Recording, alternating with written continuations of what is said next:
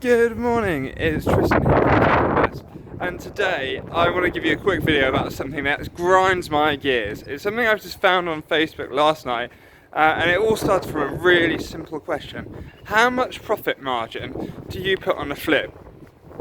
So everyone seemed to have a different answer, but it also comes down to what a finance company is going to be looking for as well.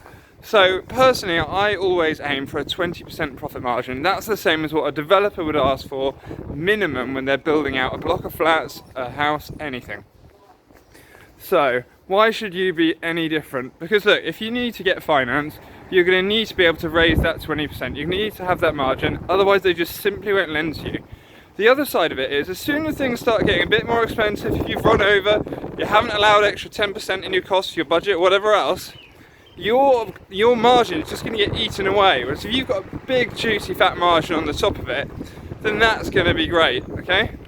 And that means that you can make a decent profit, and if shit hits the fan, you're still going to be okay.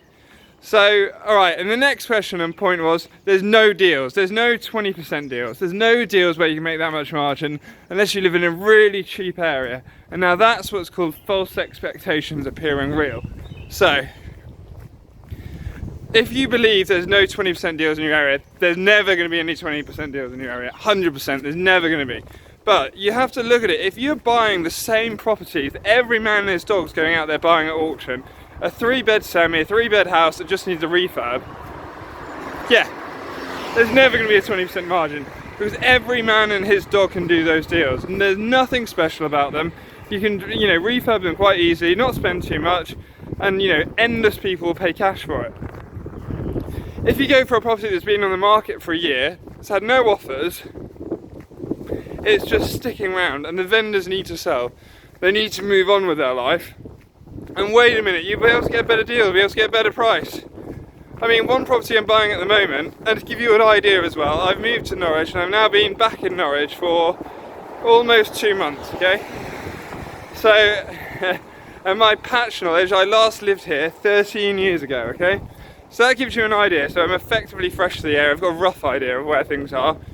But we've managed to secure, in the space of being here, in 1 month, a deal that's got about 120 grand profit. Okay? So there's no deals around here. And you would have also seen in the background, as I've been walking, I'm walking down towards my office now, but as I've been walking, you've seen one property that's been on the market with Gilson Bailey. It's also with W.H. Brown, and that's been on the market for 6 months, 2 agents, okay? There's another property that we walked past, and that's got 3 agents on it, yeah? And it's a huge house, but it's listed as a 2-bedroom property. So if you're not looking for it, you're not going to find it. And it's a 2-bed house, you're not going to find it. There's another house that we've walked past, which is sitting empty, and it's sat empty for about 10 years. Okay? So there's no deals, trust me, there's no deals anywhere. You're not going to find them. And there's no 20% deals, there's none. And as you can tell, I'm sarcastic. But there's loads of these things everywhere. And they're all sitting, and there's properties sitting on the market waiting for people to buy them. And that's even after we've had a massive boom in properties being out there and purchased. And you can see, look, across the other side of the road here, you can see down at the back there, that is a retirement block of flats. And those flats in there sell for about 180 to 200,000 pounds in good condition, looking nice. But there's one property in there that's been on the market now for going on a year. It's up for 130,000. And why? Because no one wants to live in a place that feels like someone's just died there.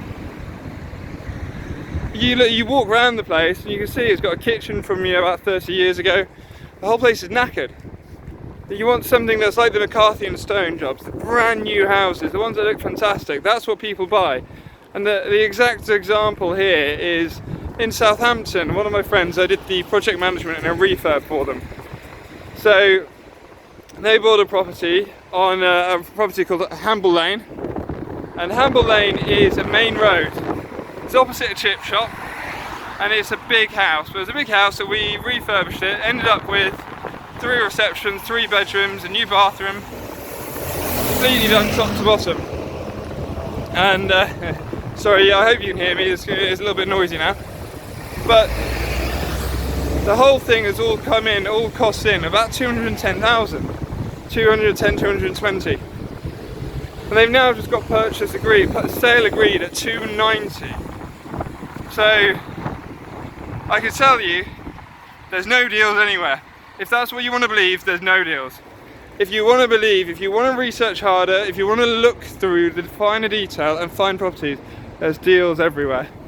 And you only have to look at some of my property data videos to see that, you know, within minutes, I don't know Chelmsford, and I found rent to rent deals there. If you know, I've looked at flips in Balham. I used to live there 5 years ago, and I can still find them now. They're everywhere. Just get looking. If you've got any questions, any comments, tell me what you think. Hope you like my little rant and a video, and I'll hear from you soon.